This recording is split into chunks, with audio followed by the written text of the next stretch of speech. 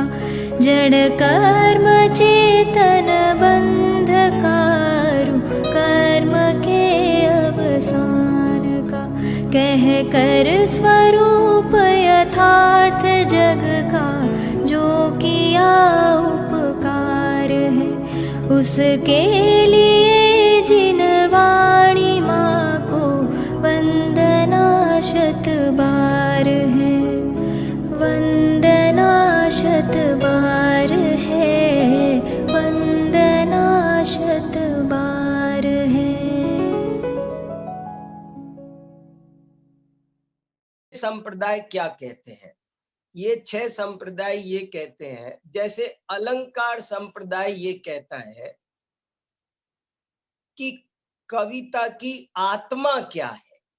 कविता में बहुत कुछ होता है, काव्य बनाते हैं तो जब कोई काव्य लिखते हैं तो उसमें बहुत कुछ होता है, लेकिन प्रधान क्या होता है, इस बात पर संघर्ष हुआ और 6 संप्रदाय बन गए, और 6 नहीं बहुत बन गए। वेस्टर्न साहित्य शास्त्र में भी, पाश्चात्य साहित्य शास्त्र में भी पोइटिक्स बोलते हैं उधर, तो वेस्टर्न पोइटिक्स में भी ये बड़े बड़े दार्शनिक हुए।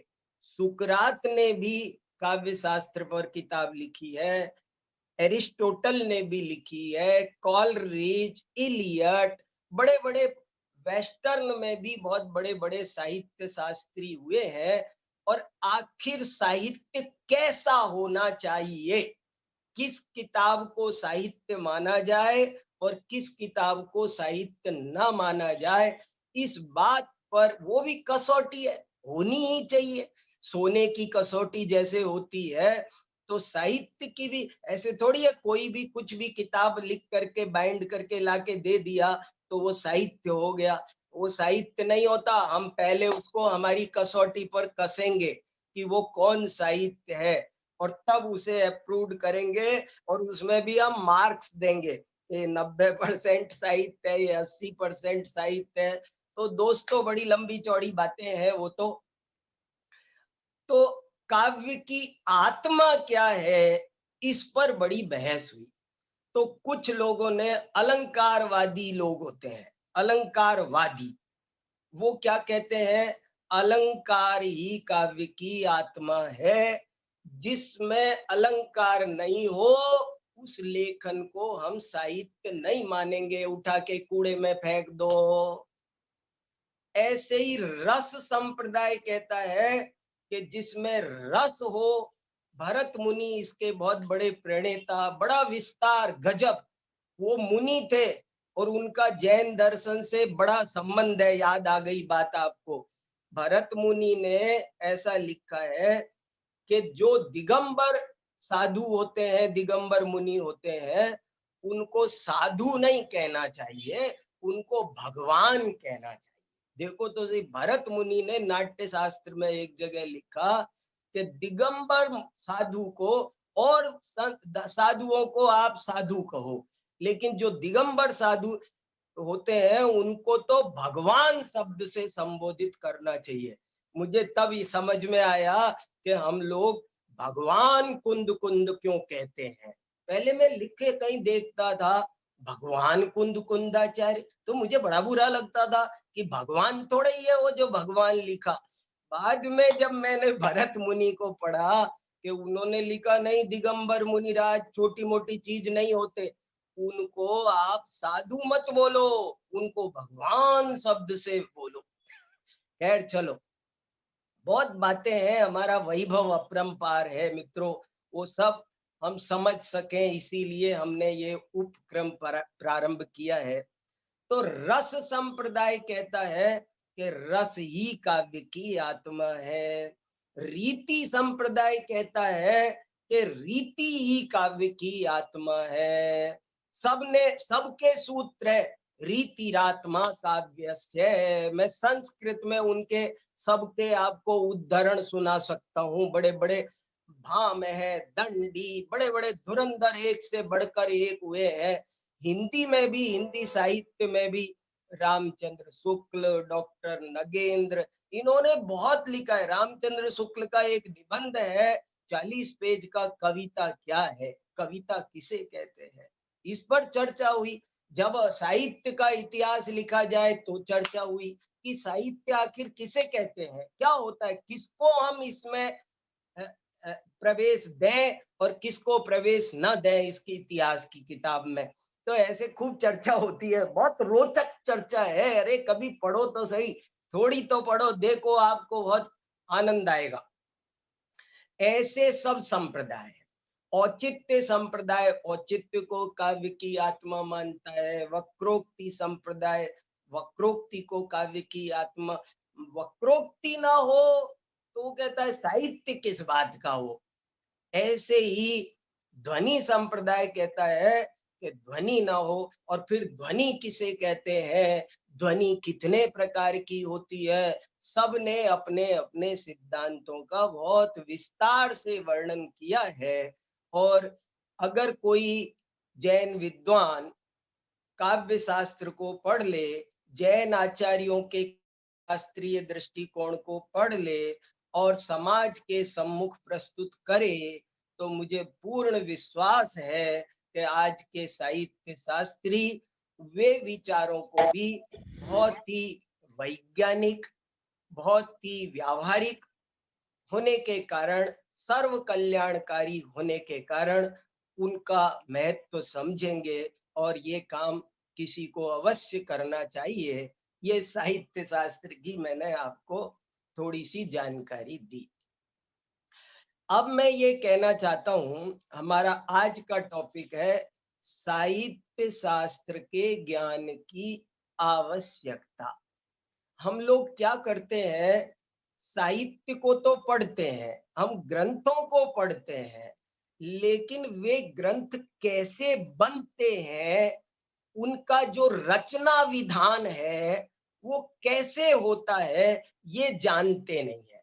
और जब ये नहीं जानते हैं तो हम वो मर्म नहीं समझ पाते जो उसमें छुपा होता है।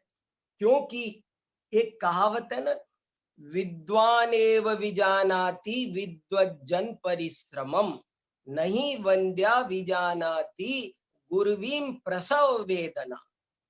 जो कोई वंध्या प्रसव वेदना को जैसे नहीं जान सकती, ऐसे ही साहित्यकार ने कितनी मेहनत से, किस कला के साथ में, किस कलात्मक ढंग से वो चीज को बनाया है। जिसे रसोई कैसे बनाई जाती है, रसोई बनाने में कितना परिश्रम और कितनी कुशलता चाहिए, ये जो जानता होगा वो तो रसोई बना के जब हमारे पास थाली आएगी तो वो थाली खा के समझ जाएगा कि वो बनाने वाला कितना कुशल है, उसे उसकी सच्ची महिमा आएगी। और जो उसको नहीं जानता, जिसे रसोई कला आती ही नहीं है, पाक कला, उसको क्या है, कुछ भी परोस दो खा लेगा वो वितराग भाव से, उसको समझ में नहीं आएगा कि क्या कैसे उसमें परिश्रम किया गया है, उसके पीछे क्या चीज है, क्या कहना चाहते हैं, उसके कथ्य को, उसके प्रतिपाद्य को हम ठीक से नहीं समझ पाएंगे। और ये बात साहित्य के शास्त्र साथ ही नहीं है, ये हरेक अभिव्यक्ति के साथ है। हरेक अभिव्यक्ति, अभिव्यक्ति माने समझ रहे हैं आप, विचारों को व्यक्त करना अभिव्यक्ति है। और ये अभिव्यक्ति दो प्रकार की होती है, एक लिखित अभिव्यक्ति, एक मौखिक अभिव्यक्ति। दो तरह, जो मैं मुंह से बोल रहा हूं, हम लोग जो घर में बोलते हैं, कोई भी व्यक्ति की बात हमने सुनी तो उस बात को सुना, उसका भी सही सही अर्थ समझने के लिए हमें साहित्य शास्त्र की का ज्ञान होना जरूरी है। नहीं तो उसने जो कहा है वो हम ठीक से नहीं समझ सकेंगे। और लिखित अभिव्यक्ति का तो कहना ही क्या, क्योंकि वो तो बहुत ही बुद्धिपूर्वक, बहुत ही सावधानी पूर्वक, बहुत ही माथा फोड़ी कर करके, काट काट के, पीट पीट के, बहुत कोशिश करके बड़े सुंदर ढंग से संरचना की जाती है। उसमें रातों जगते हैं लेखक, और तब जाकर के एक एक बिंदी मात्रा का ध्यान रखते हैं, और ऐसे नहीं, ऐसे, ऐसे नहीं, ऐसे, अब और बच्चा, अब और अच्छा, तब जाके वो साहित्य बनता है।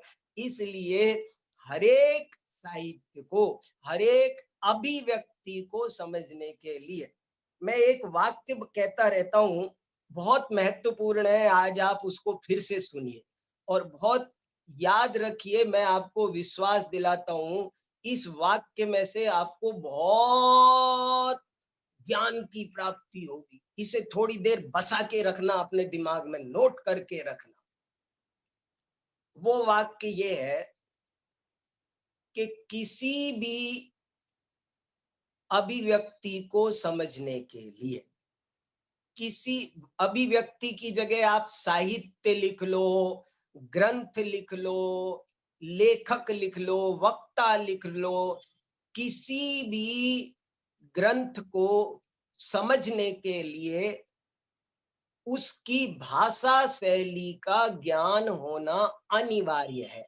मैं फिर बोलता हूं, ये वाक्य इतना सा वाक्य है, लेकिन आप इस वाक्य को थोड़ा सावधानी से, वाचन से पाचन महान है, केवल सुनना नहीं है, इसे बहुत गहराई से गुनना है। आपको बहुत मर्म समझ में आएगा इसमें। किसी भी ग्रंथ को ठीक से समझने के लिए उसकी भाषा और शैली दोनों का ज्ञान होना अत्यंत अनिवार्य है। कैसे? देखो, जैसे तत्वार्थ सूत्र मुझे समझना है, या समझो समय सार समझना है, या समझो पद्म पुराण, कोई भी एक ग्रंथ लो आप, कोई भी एक ग्रंथ कोई भी लो, तो कोई भी ग्रंथ समझना हो तो उसकी भाषा शैली समझना अनिवार्य है। अनिवार्य, अनिवार्य, ऐच्छिक नहीं। भाषा शैली नहीं आती तो आप, जैसे मुझे तत्वार्थ सूत्र ठीक से समझना चाहता हूं, तो मुझे तत्वार्थ सूत्र की भाषा शैली आनी चाहिए। समय सार समझना चाहता हूं तो समय सार की भाषा शैली समझ में आनी चाहिए, तभी मैं ठीक से समझ पाऊंगा, नहीं तो मैं नहीं समझ पाऊंगा। देखो क्या होती है भाषा शैली, क्या भाषा शैली में भी और एक गजब की बात इसी में सुनो। जैसे तत्वार्थ सूत्र समझना है तो संस्कृत भाषा आनी चाहिए, समय सार मुझे ठीक से समझना है तो मुझे प्राकृत भाषा आनी चाहिए, और यदि नहीं आएगी तो आप, वो बात नहीं आएगी, आप कैसे भी ट्रांसलेशन वगैरह से, कोई कहे मैं उसका ट्रांसलेशन समझ लूंगा, भाई साहब ट्रांसलेशन में कभी भी वो बात आ ही नहीं सकती। इम्पॉसिबल, पॉसिबल नहीं, कठिन नहीं, इम्पॉसिबल है। इसलिए अगर आपकी ये हार्दिक अभिलाषा है कि मैं कुंद कुंद को सही से समझूं, अगर आपकी ये ईमानदार इच्छा है कि मैं उमा स्वामी को ठीक से समझूं, तो वहां कोई विकल्प नहीं है मित्रों। आपको संस्कृत आनी पड़ेगी, प्राकृत आनी पड़ेगी, तभी समझ सकते हैं। ये तो हुई भाषा की बात। लेकिन अभी चलो अपन 2 मिनट को ये मान लेते हैं कि भाषा का काम तो अनुवाद से फिर भी चल सकता है। भाषा का काम तो, भाषा का काम तो अनुवाद से चल सकता है, लेकिन शैली का तो रियली कोई विकल्प नहीं है। शैली का कोई विकल्प नहीं है, याद रखना। शैली क्या को समझाने के लिए तो जैन आचार्यों ने भी बहुत, समय सार समझना हो तो समय सार की शैली क्या है ये नहीं आती होगी तो समय सार हृदयंगम नहीं हो सकता, ठीक से उसका अर्थ स्पष्ट नहीं हो सकता। इसलिए शैली आना बहुत जरूरी है, और हमारे आचार्यों ने भी शैली को समझाने के लिए बहुत जोर लगाया। आप क्या जानते हैं, ये जो प्रमाण, नय, निश्चय नय, 10 द्रव्यार्थिक, 10 ये 6 पर्यायार्थिक, 4 निक्षेप, 6 निक्षेप, ये सब क्या है, क्या है ये सब शैली को समझाने के प्रयास हैं।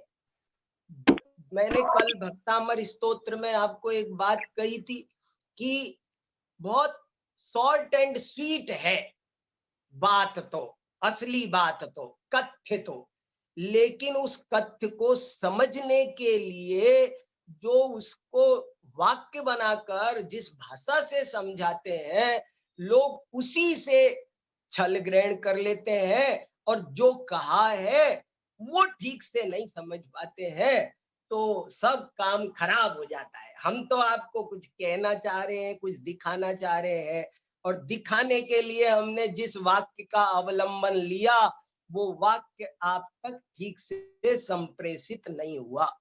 आप उसको समझ नहीं सके कि हम क्या कहना चाहते हैं और गड़बड़ हो गई।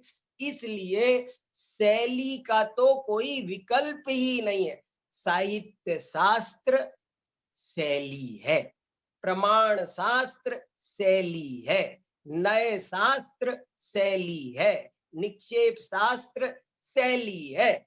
ये शैली जब तक समझ में नहीं आएगी तब तक हमको भाव पक्ष समझ में नहीं आएगा। किसी भी साहित्य के ग्रंथ के दो पक्ष होते हैं, एक भाव पक्ष, एक कला पक्ष। ये भाषा शैली कला पक्ष, ये पैकिंग है। अरे कोई भी माल है तो पहले मिठाई का डिब्बा है तो पहले डिब्बा खोलोगे, जब ना मिठाई दिखेगी मिलेगी कर खा पाओगे। नहीं, डिब्बा ही खोलना नहीं आ रहा तो मिठाई कैसे मिल जाएगी। मिठाई पानी हो तो डिब्बा खोलना जरूरी है। ऐसे ही भाव समझना हो तो भाषा शैली ये समझना जरूरी है। और इनमें पारंगत ना हो तो ना हो, लेकिन कम से कम थोड़ा बहुत तो ज्ञान होना ही चाहिए। खासकर जिनवाणी के जो वक्ता हैं, लेखक हैं, उनको तो ये बहुत जरूरी है। ये नहीं आता तो क्या खाक समझेंगे और क्या खाक समझाएंगे। इसलिए ये चीजें आनी चाहिए। इसी भावना से मैं अब आपको कुछ साहित्य के प्रयोग, कुछ शास्त्रों में से कुछ प्रयोग उठाकर आपको आज दिखाऊंगा और आपको ये एहसास कराऊंगा कि देखो, साहित्य आता होता, साहित्य शास्त्र आता होता तो इसका सही अर्थ समझ जाते, और साहित्य शास्त्र नहीं आया तो हमने इसका कैसे लोग गलत अर्थ समझ लेते हैं। ये मैं कुछ प्रयोगों के द्वारा सिद्ध करूंगा। मैंने अपना सिद्धांत पक्ष रख दिया, लेकिन अब मैं इसको थोड़ा प्रैक्टिकल करके कुछ उदाहरणों के माध्यम से कुछ वाक्यों को प्रस्तुत करते करते आपके सामने स्पष्ट करूंगा। सबसे पहले तो मैं वही बात कह देता हूं जो मैंने कल आपको कही थी। कल मैंने भक्तामर स्तोत्र का जो आपको सुनाया था उसको मैं फिर से आपके स्मृति पथ पर 1-2 मिनट के लिए फिर से लाना चाहता हूं, क्योंकि उसका संबंध साहित्य शास्त्र से बहुत गहरा है। देखो, कोई पूछे भक्तामर स्तोत्र की महिमा क्या है, और इसका उत्तर ये है, वो 48 ताले तोड़ देता है, ये ही उसकी महानता है। अब इसमें बहुत ध्यान देना, इसमें आपको दुनिया में दो तरह के लोग मिलेंगे। कुछ लोग तो कहेंगे क्या गप ठोक रखी है, 48 ताले टूटेंगे, हो ही नहीं सकता। गलत गलत। आपको एक तो इस तरह के लोग मिलेंगे जो इस बात को गप कहकर, झूठ कहकर हवा में उड़ा देंगे, बिल्कुल ध्यान नहीं देंगे। कुछ दूसरे लोग ऐसे हैं कि जो इस बात को बिल्कुल ठीक ऐसे की ऐसे ही अभिधा, इसको काव्य शास्त्र में 3 शब्द शक्तियां बताई है मित्रों, वो समझना बहुत जरूरी है। अभिधा, लक्षणा, व्यंजना। और वो समझे नहीं तो बहुत गड़बड़ हो जाती है। कैसे कि हम कुछ लोग, मैंने बताया 2 तरह के लोग, एक तो कहते गप ठोक रखी है, कोई मतलब नहीं है ये 48 ताले, और उस बात को हवा में उड़ा देते हैं। और दूसरे उसको अभिधा में समझ लेते हैं, एज इट इज, जैसा कहा वैसा समझ लिया, उसे सचमुची है ना ऐसा समझ लिया, सचमुची 48 ताले टूटे होंगे। तो क्या हुआ, इससे क्या नुकसान हुआ? दोनों अति की ओर चले गए और जो बात का जो मर्म था वो मर्म नहीं समझे। जो हमारे पूर्वज ने, किसी महापुरुष ने जो ये बताया था कि 48 ताले टूटने का क्या मीनिंग है, वो मीनिंग दोनों को ही समझ में नहीं आया। एक खंडन में लग गया, एक मंडन में लग गया, और वो जो उसका असली अभिप्राय था वो दोनों को नहीं मिला, दोनों खाली कुक्कल रह गए दोस्तों। तो आज भी ये मैं कई प्रयोग आपको ऐसे दिखाऊंगा कि हम अगर साहित्य शास्त्र नहीं समझेंगे तो क्या होगा कि या तो हम उस वाक्य के खंडन में लग जाएंगे या उस वाक्य के अंधे मंडन में लग जाएंगे। हम उसको अभिधा समझ लेंगे। अभिधा, लक्षणा, व्यंजना बहुत लोग जानते होंगे। देखो, अभिधा, लक्षणा, व्यंजना का मीनिंग बहुत संक्षेप में बताऊं आपको। प्रत्येक शब्द के 3 अर्थ होते हैं। हर शब्द के, दुनिया में जितने भी शब्द हैं, हर शब्द के 3 अर्थ होते हैं। एक अर्थ को बोलते अभिधा अर्थ, दूसरे को बोलते लाक्षणिक अर्थ, लक्षणार्थ, तीसरे को बोलते व्यंग्यार्थ, उसमें व्यंजना शक्ति होती है। हर शब्द के होते हैं, हर कोई भी शब्द ले लो। और कैसे कि जैसे गंगा, अब इस गंगा शब्द के 3 अर्थ हैं, एक अभिधा, एक लक्षणा, एक व्यंजना। क्या कैसे होते हैं? गंगा शब्द का अभिधा अर्थ है गंगा नदी, नदी, रियल गंगा नदी जो बह रही है, वो गंगा नदी जो हरिद्वार से निकल रही है, वो गंगा नदी, वो उसका अभिधा अर्थ। लक्षणा अर्थ क्या होता है? लक्षणा अर्थ है शीतलता। जैसे मैं ये कहूं कि देवदत्त के घर में गंगा बह रही है, तो देवदत्त के घर में गंगा बह रही है में गंगा का क्या मीनिंग है मित्रों? वो सचमुच की गंगा नदी नहीं बह रही है, अभिधा अर्थ नहीं है वहां। वहां गंगा का अर्थ लाक्षणिक है। गंगा बह रही है का मतलब है उसके घर में शीतलता है, पवित्रता है, ये अर्थ। और कहीं व्यंजना होता है, व्यंजना बिल्कुल विपरीत भी हो जाता है, कई बार बिल्कुल विपरीत अर्थ भी हो जाता है। जैसे किसी ने घर में बहुत गंदगी फैला रखी हो, बहुत ताप संताप फैला रखा हो, तो उसे कहा जाता है तुमने तो मेरे घर में गंगा बहा रखी है ना बहुत। तो ये क्या है? ये व्यंजना है। व्यंजना में देखो आप, ये नहीं आता हो तो कितना अनर्थ हो जाए। हाँ का अर्थ ना होता है, आपको समझ, आप मान सकते हो, लेकिन हाँ होता है। हाँ का अर्थ भी ना होता है। लो, बड़ी अजीब बात है। कैसे होता है? एक बेटा सिनेमा देख कर आया रात को और आकर के दरवाजा खटखटाया, माँ दरवाजे पे आई और कहने लगी अच्छा आ गया, और देखिया 100 और देख के आ बेटा। अब आप मुझे ये बताइए कि वो माँ उस बच्चे को ये कह रही है कि बेटा 100 और देख कर आ, तो उसने साफ साफ बोला है कि 100 और देख कर आ। इसका मीनिंग ये है क्या कि 100 और देख कर आ, या इसका मीनिंग ये है कि तू ये भी देखने क्यों गया? तो हाँ का अर्थ भी ना होता है। ये सब जब तक हमको, और आपको बात बताऊं, साहित्य शास्त्र में क्या लिखा है, एक जगह ऐसा लिखा है कि जो अभिधा में लिखा जाए वो जघन्य काव्य है, जो लक्षणा में लिखा जाए वो मध्यम काव्य है, और जो व्यंजना में लिखा जाए वो उत्कृष्ट काव्य है। कविता किसे कहते हैं? काव्य संविधान में ये लिखा कि जिसमें व्यंजना शक्ति का प्रयोग हो वो उत्कृष्ट काव्य है। अब आप बताओ, यदि आपको साहित्य शास्त्र नहीं आता हो तो आप उत्कृष्ट काव्य पढ़ सकेंगे, समझ सकेंगे उसे? नहीं ना। उसका जो भाव है वो आपके हाथ नहीं लगेगा, फल लटके ही रह जाएंगे और आप हाथ मलते रह जाओगे। लोग वाक्यों के खंडन मंडन में लगे रहते हैं और समझते। देखो, मैं आपको एक दो प्रयोग जरा आपको राम कथा से सुनाता हूँ, क्योंकि राम कथा लगभग सब धर्म दर्शनों में राम कथा पाई जाती है। तो आपको दो तीन प्रयोग पहले राम कथा से सुनाता हूँ। राम कथा में देखो आप कि क्या होता है कि बहुत सारी बातें, सारे कथन बड़े ही साहित्यिक प्रयोग है, बड़े ही काव्य प्रयोग है, वो काव्यात्मक कथन है। और जो उनको नहीं जानता वो बड़ी दिक्कत, वो उनको बहुत दिक्कत करता है।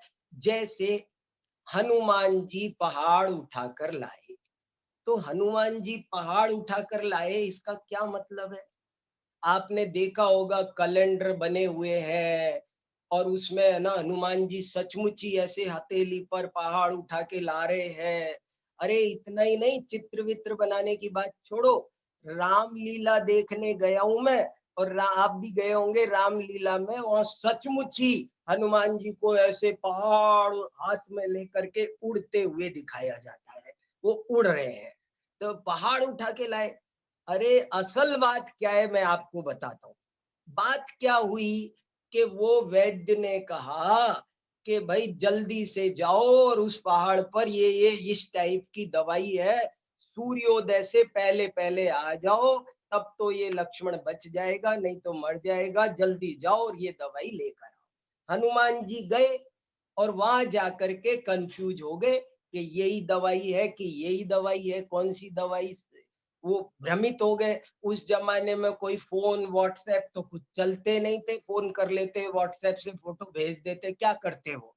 तो उनको कुछ समझ में नहीं आया और उन्होंने ये भी मिठाई रख ली, ये भी दवाई रख ली, ये भी दवाई रख ली, और उस पर्वत पर जो कुछ थी उन्होंने कोई रिस्क मोल नहीं ली, और पर्वत पर जितनी भी प्रकार की वनस्पतियां थी वे सारी वनस्पतियां ले ली और ले करके चले आए भागे भागे। और जब वो ले करके आए तो वहां सब लोगों ने कहा, अरे हनुमान जी तो पूरा पहाड़ उठा लाए। अरे ये ऐसा ही प्रयोग है। और आज भी आप देखो, हम अपने जीवन में जिंदगी में ऐसे प्रयोग करते हैं, पता नहीं क्यों हम वहां साहित्य को पढ़ते समय मूर्ख बन जाते हैं, लेकिन हम रोजमर्रा की जिंदगी में ऐसे प्रयोग करते हैं। मैं किसी दिन सब्जियां ज्यादा ले आऊं, अच्छी मिल रही हो, दो पैसे कम में मिल रही हो, तो मैं थोड़ी ज्यादा सब्जियां घर में ले आता हूँ। जब ज्यादा लेकर आता हूँ तो पत्नी कहती है, आज क्या सारी सब्जी मंडी उठा के ले आए? तो जैसे ज्यादा ले आए तो कहने में आता है कि पूरी सब्जी मंडी उठा लाए, ऐसे ही हनुमान जी वो सब ले आए थे और हमने समझ लिया कि सचमुच पहाड़ उठा लाए। एक प्रयोग आता है कि रामचंद्र जी ने शिला को औरत बना दिया। ये प्रसंग सब वैसा ही रामलीला में दिखाते हैं, उसके पैर लगाते हैं और समझते हैं कि पैर लगाने से वो एक शिला, वो एक औरत थी, गौतम ऋषि की पत्नी अहल्या, और वो अहल्या बन गई पत्थर, और पत्थर से फिर से वो रामचंद्र जी ने पैर लगाया तो वो बन गई औरत। क्या लोगों ने इतना सा कॉमन सेंस इस्तेमाल नहीं किया कि जीव कभी अजीब नहीं बन सकता और अजीब कभी जीव नहीं बन सकता। ये सीधी सच्ची बात थी। इस सिद्धांत का खंडन आपने कैसे कर लिया? उस बात के कहने का अभिप्राय तो समझते भाई साहब। देखो दरअसल ये हुआ था कि अहल्या के साथ एक ऐसी दुर्घटना घटित हुई कि जिसके कारण वो एक गहरे अवसाद में चली गई, डिप्रेशन में चली गई, एक गहरे अवसाद में चली गई। और ऐसे अवसाद में चली गई कि कुछ भी जिंदगी में सुख का दुख का प्रसंग आए तो वो सुखी दुखी नहीं होती थी, प्रभावित ही नहीं होती थी और पड़ी रहती थी, चेहरे को पत्थर की तरह ले। कहते हैं ना, तुम क्या पत्थर की तरह रहते हो। तो वो उसको कोई सुख दुख का समाचार नहीं आंदोलित करता था। तो वो सब लोग ये कहने लग गए, कोई सब ने समझाया पर वो ठीक नहीं हुई, तो सब ने कहा ओ भैया ये तो पत्थर बन गई है। काल बीत गया, बहुत समय बीत गया और वो अपने ऐसे ही उदास गहरे अवसाद में जीवन यापन कर रही थी। फिर रामचंद्र जी आए और रामचंद्र जी ने आकर के अहल्या को कुछ इस कुशलता से समझाया, उनको सब समझाया। होनी कभी टलती नहीं, अनहोनी कभी होती नहीं, ये ऐसे है, ये ऐसे है।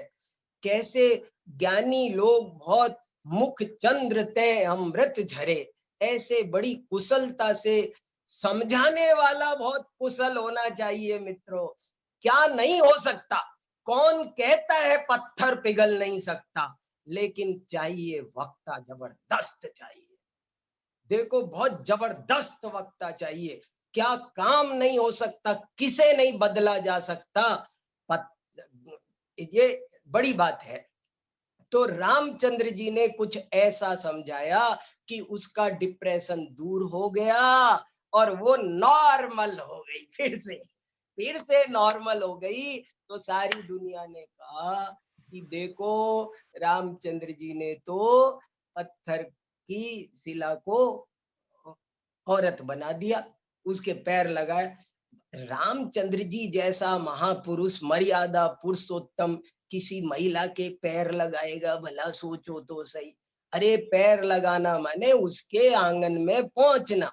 अपन कहते हैं ना, किसी को बड़े आज साहब किसी दिन हमारी कुटिया के भी पैर लगाओ ना।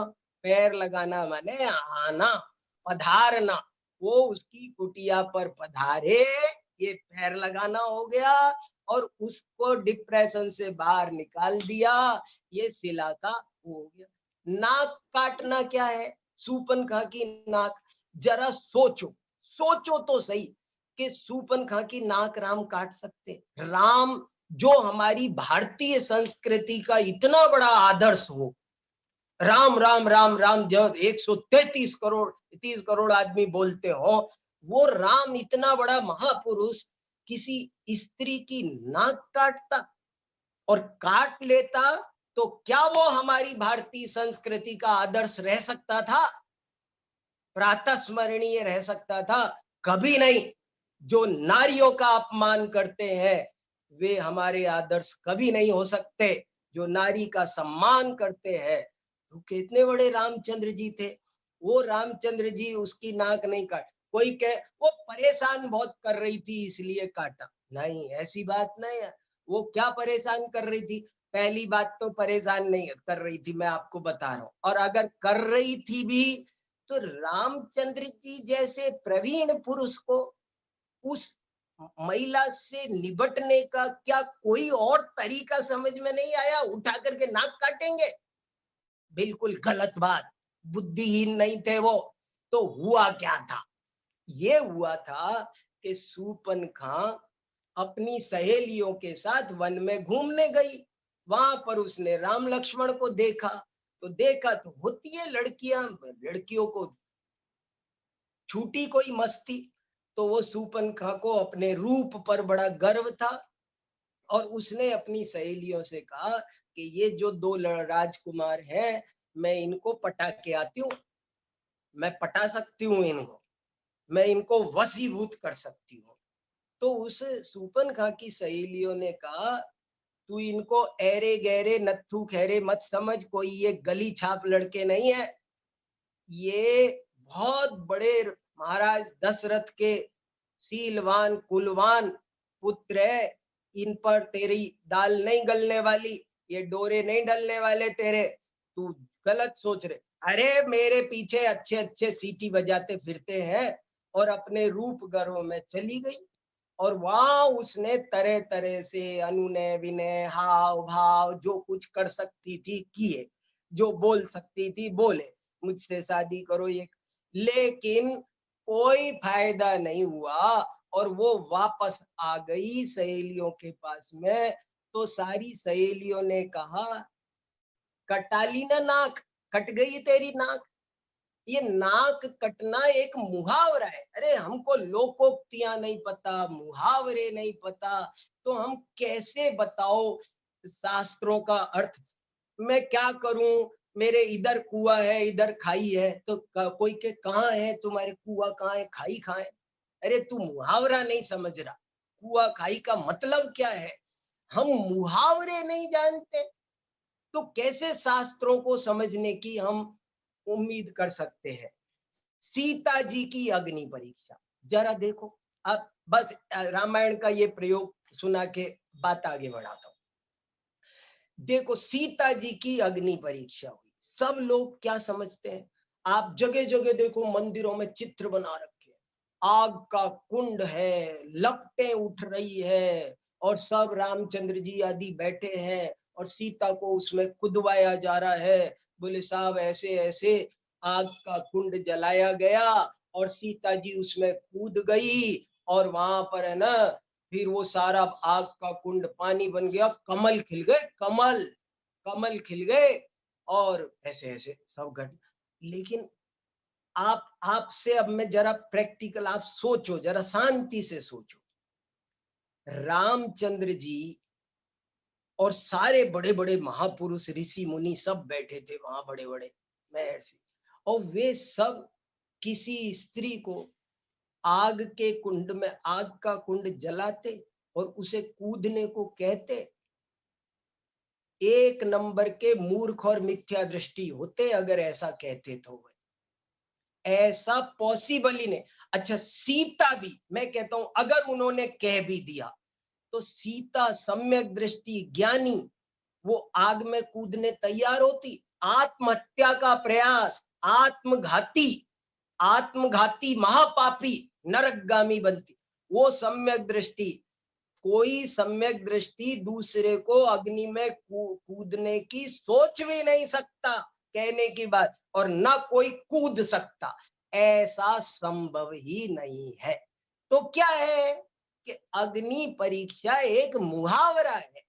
जब हम किसी की कठिन परीक्षा लेते हैं, गहरी परीक्षा लेते हैं, तो उसे लोक में अग्नि परीक्षा कहा जाता है। और आपको एक बात बताऊं, देखो सब बात लिखी है लेकिन हम समझ नहीं रहे हैं। अग्नि में कमल खिल गया, कमल खिल गया का मतलब जानते हो आप, कमल माने क्या होता है, कुछ होश है। हमारा राष्ट्रीय पुष्प है कमल।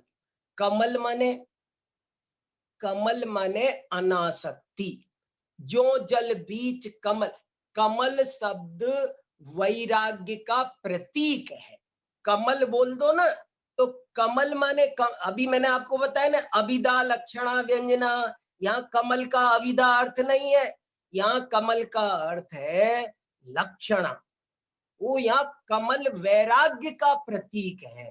तो अग्नि में कमल खिल गया, अब इसको लगाओ, अग्नि में कमल खिल गया मतलब अग्नि परीक्षा ली, इतना बड़ा आयोजन किया, कठिन परीक्षा, सबके बीच में उससे प्रश्न पूछे गए, गहरे गहरे सूक्ष्म सूक्ष्म कठिन कठिन, और वो सब अग्नि परीक्षा थी और उसमें कमल खिल गया। मतलब उस अग्नि परीक्षा में जब सीता जी उत्तीर्ण हो गई तो रामचंद्र जी आदि सभी ने कहा कि अब हम तुम्हारी परीक्षा से संतुष्ट हो गए हैं, अब आप हमारे साथ घर में राजमहल पधारो।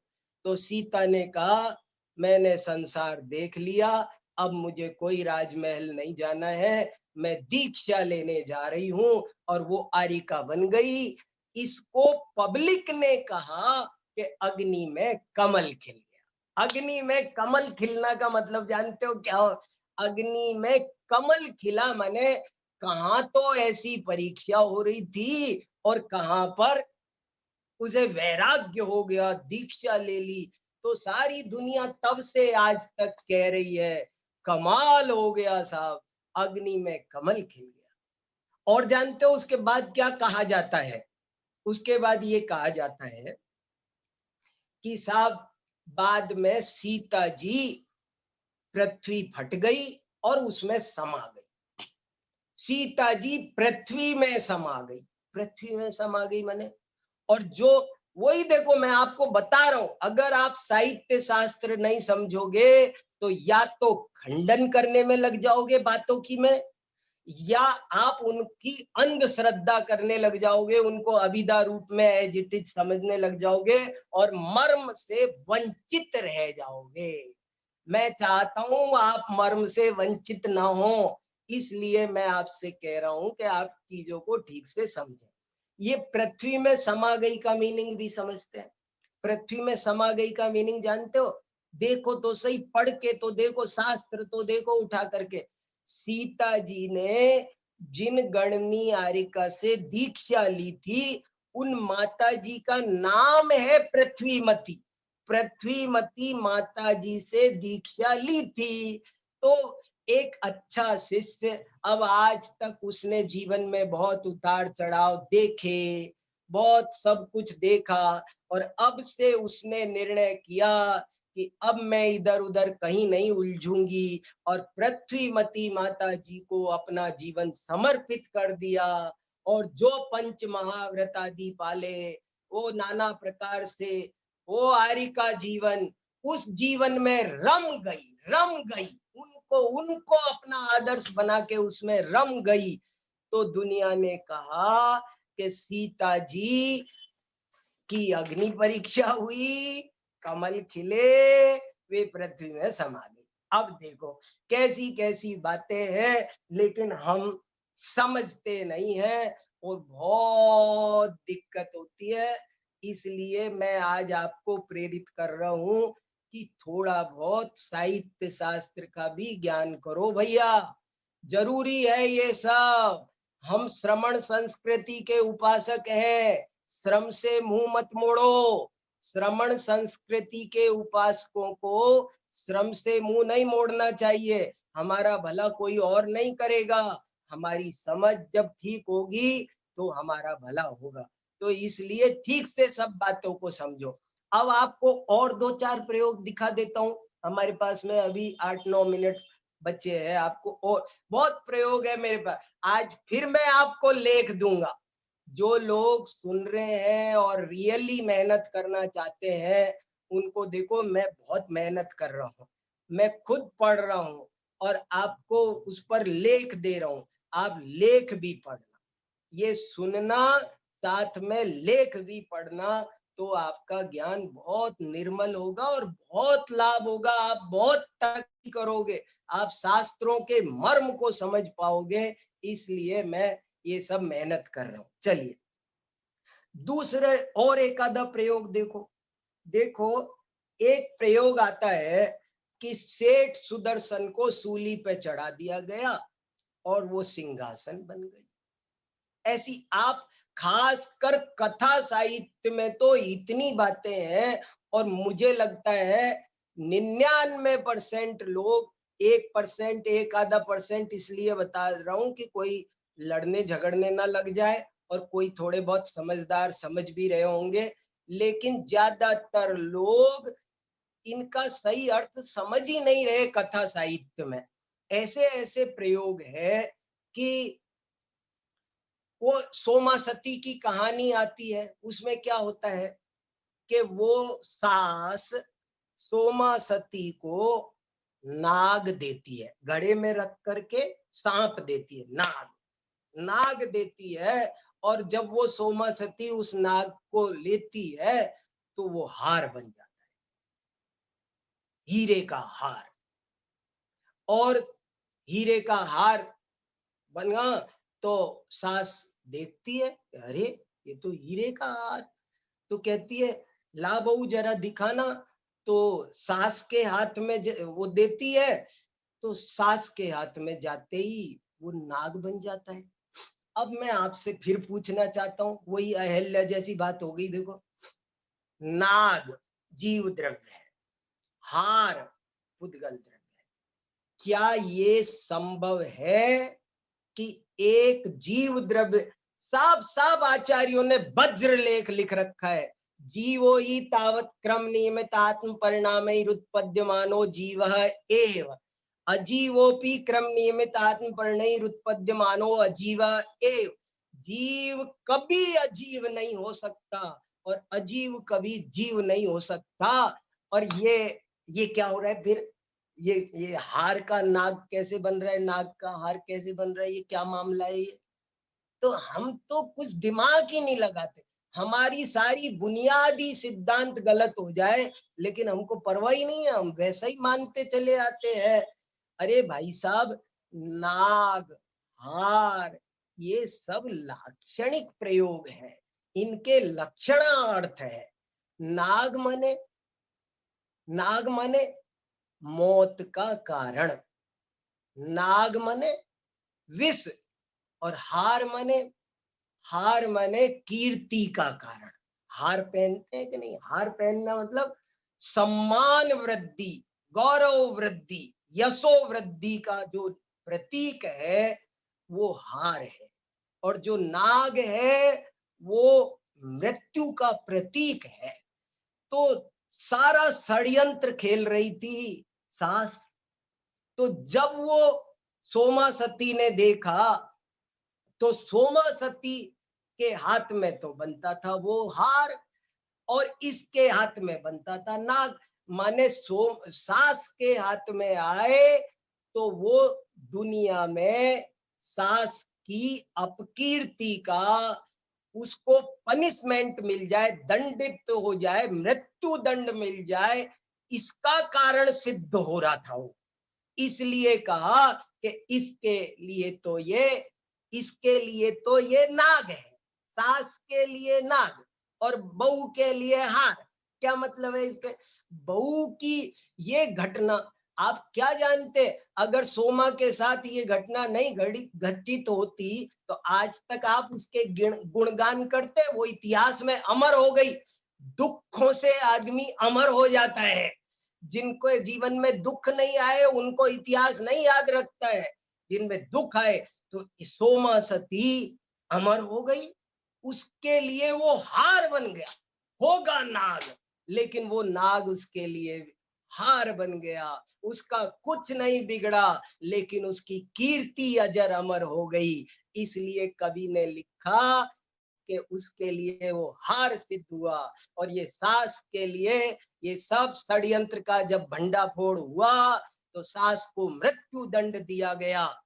इसलिए कवियों ने कहा कि वो उसके लिए नाग सिद्ध हो गया। बताओ आप क्या क्या करूं मैं, अब कैसे आपको समझाऊं?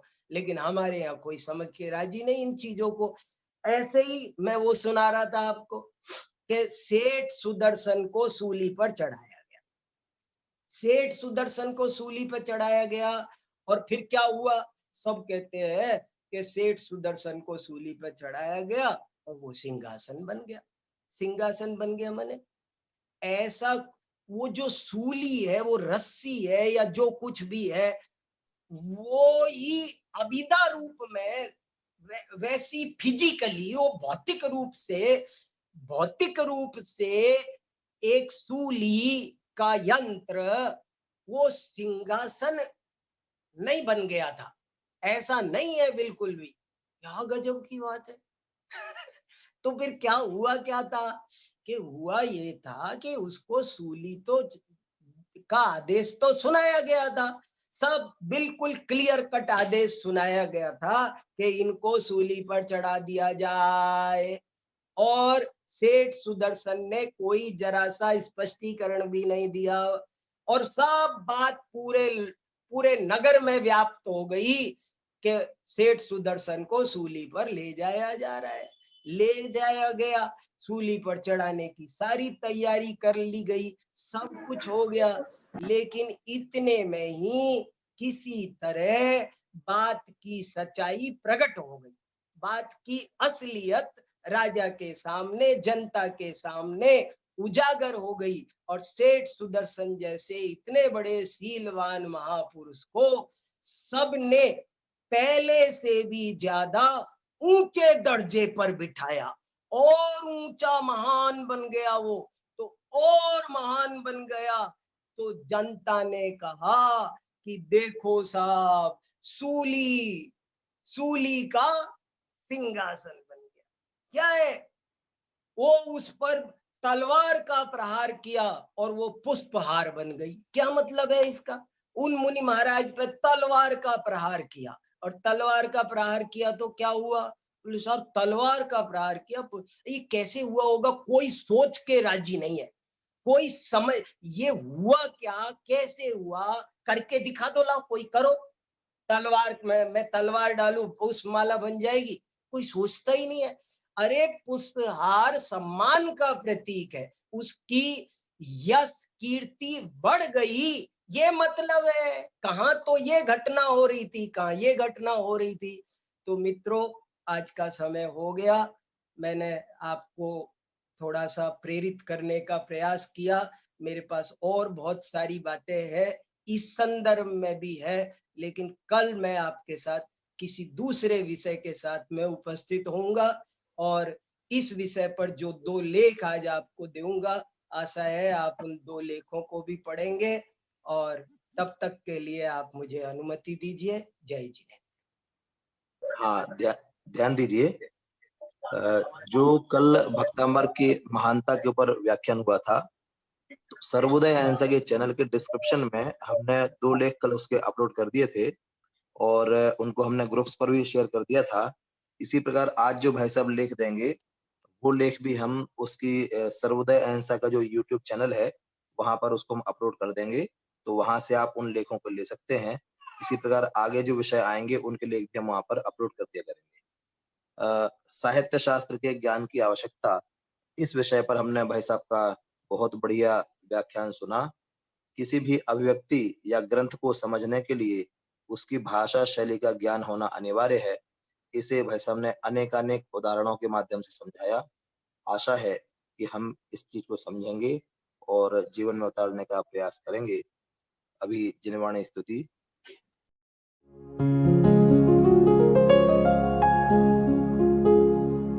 निज निधि निज में बताए, यह अनंत उपकार है उसके लिए जिन वाणी माँ को वंदना शत बार है, वंदना शत बार है, वंदना शत बार है।